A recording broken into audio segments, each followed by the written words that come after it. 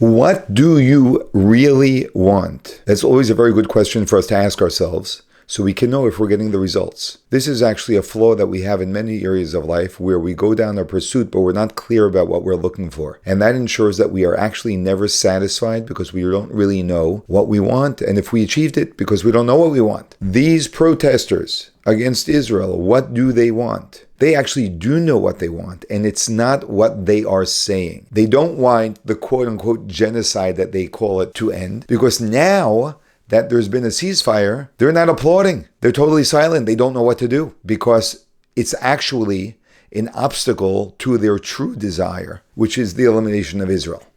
Here's a great interview with Boris Johnson on this subject. We begin tonight with Boris Johnson, former UK Prime Minister, also known as the only man with better hair on television than I do. Yours is far better. Good to see you. Leland, great to be with you again. Thank you. I have a prediction about this peace deal. Yes. Is that it is going to lay bare the complete sham that all these protests were about starving Gazan kids, because we are going to continue having protests about killing Jews, even though now the UN says there's more than enough food in Gaza and we have a ceasefire. Correct. And whereas the jubilation on the part of all the protesters, all the keffiyeh wearing middle-class kids, why aren't they out there celebrating this extraordinarily wonderful development, which is that after 2 really miserable years, we've got a deal between Israel and Hamas? Where's the cheering? Why isn't the BBC and the Guardian? I'll let you answer your own question. The answer is, well, part of the answer is that they can't stand the fact that this deal has unquestionably been brokered by Donald Trump, would not have happened without Donald Trump. And that sticks in their craw, but also because they've just got used to, they've got an addiction to the bashing of Israel. He brought up 2 points here. Well, I'm going to go in the reverse. The addiction to the destruction of Israel, the bashing of Israel. That is what it is. It became a religious obsession, that this is holy. No one can explain it, but it's holy, and we just stick with it.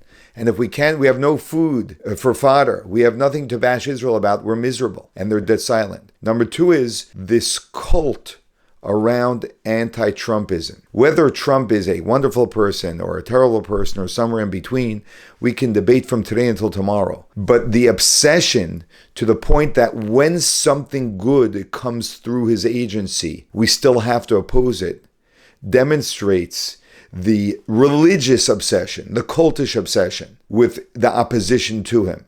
And that is unhealthy for anybody. We have to be able to distinguish between an individual and a productive outcome. I don't care if it's a Democratic president or a Republican president. It should not make a difference when something so significantly good is happening in the world. Is it the bashing of Israel or is it the hating of Jews? I'm afraid that the one has now shaded into the other.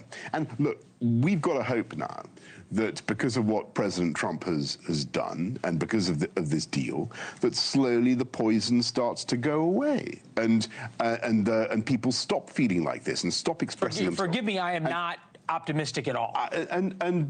Well, it's my congenital disposition to try to be as optimistic as possible. And I think today, in the face of what has been done, we've got to try to see the upside here. There were 2 years of utter misery. The hostages are now going to come home, the remaining, right, and the bodies of the deceased, and Hamas. Hamas has had to agree some pretty tough, or will do. But and that's not a bad thing. Yeah, no, it's a wonderful thing, and I think the deal is a good thing. But we're watching video from London that was taken after 2 Jews were killed in a stabbing at a terrorist attack, right? Yeah. At a synagogue on Yom Kippur. Yeah. Okay. There were groups marching through the streets of London chanting about the return of Muhammad's army that killed Jews back in the 700s. This is video, obviously, from the synagogue. That's in Manchester. The Manchester synagogue attack. What is, and we'll just listen now to the chant so you understand what's happening in London.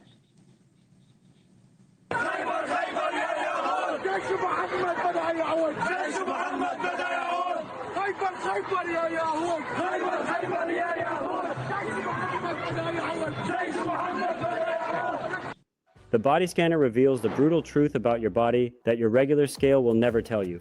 For weeks, my scale... That is the streets of London. It's appalling. That doesn't have anything to do with Gaza. That has to do with calling for the murder of Jews. And I say this really respectfully. What has happened to your country? Well, look, I think we've got a situation that's been allowed to develop, principally by the Labour Party, that's completely, who now in control, that's unacceptable. I used to run London. I was the mayor of London for 8 years. And we had a very simple doctrine. You don't import onto the streets of London the tensions and hatreds of international disputes. We're a city that tries to bring people together. We never had stuff like that. And I think what's gone wrong is that the Labour Party, I mean, you know this very well, I'm sure our viewers know this, the Labour Party is now really, really terrified of offending its Muslim voters, and so they're not doing anything enough to calm this thing down. We can also say that. But see, here's the key point: when a government is in fear of their people, you don't have a government. So now you have the people ruling. That's actually what's happening in London. The authorities are scared of the people, and therefore they are pandering to them. They will arrest a Jew before they will arrest a Muslim, because the Jew is walking around with the Star of David versus a Muslim who's actually threatening the Jewish community. Because intimidation works where you don't have leadership, values, and principles. That about the Democratic Party in the United States. And that is my question to you. I don't know enough about the Democratic Party in the United States and what they do, but I hear there's in Michigan and stuff. There's some. Well, Michigan, and you have a guy now who's going to be the mayor of New York, who is Hamas adjacent, or at least Hamas sympathetic. What is the warning to the United States about what might be coming? So I think the warning to the United States is very, very simple. It's the United States, and why I admire the United States so much, and what I was trying to do in London, and what I tried to do when I was Prime Minister, because we never had this kind of stuff when I was Prime Minister. If you come to Britain, my great-grandfather, I think I have told you this before, was a Muslim, right? He was a Turk. He fled Turkey in fear of his life. He came to Britain in 1912. He came to Wimbledon. He set up a family there. In the end, he actually went back to Turkey and still got killed anyway. Got assassinated. But his family, his descendants, we assimilated, right? You look at me, you listen to me, you'd think he's British, wouldn't you? Mm-hmm. Yes? Okay? That's because, and that's what should happen. Well, now the beauty of America always has been that if you come to America, you become American. And you pledge allegiance to the flag, which is a great thing. I think do you still do that in schools? Depends on the school. You mean that's not mandatory anymore? No. I think that's a great thing to do. I think it's a really good, and I think we should have something like that in the UK. So when you ask, what's good, well, I think we need to do that. We need to have just be frank with people. When you come to a country, you should learn to love that country and its traditions. Mr. Former Prime Minister, let me explain something to you. Instead of telling people who have come to the country that they should embrace the country, you should not be letting people into your country until they embrace the country. No one should be getting a green card in the United States.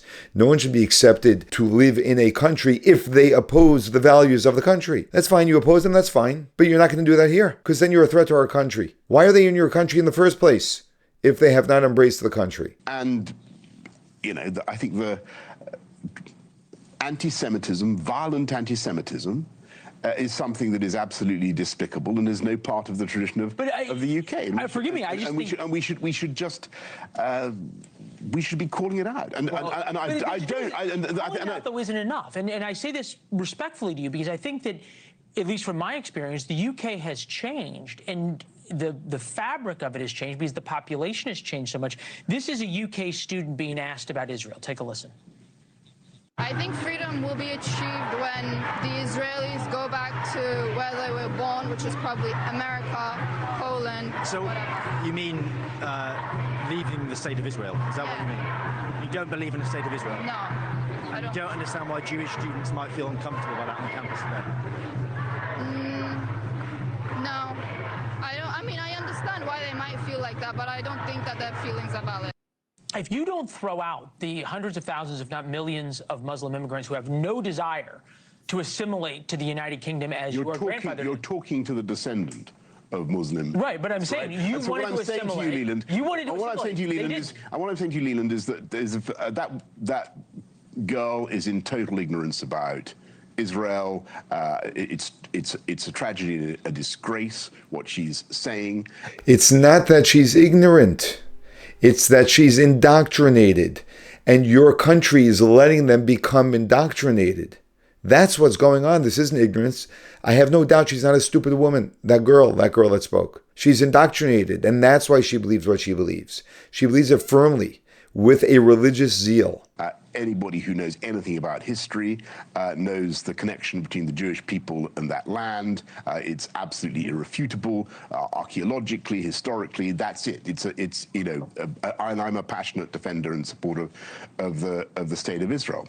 And what worries me is that this kind of nonsense is being indulged by the Labour Party. So the current mayor of London, Sadiq Khan, who actually I think took over from me, but he's got worse and worse. He says, from the river to the sea is not an anti-Semitic thing to say, but ultimately it is. Because what you're saying is that the Jewish people is not entitled to a homeland, when it's patently the only place that they can have a homeland.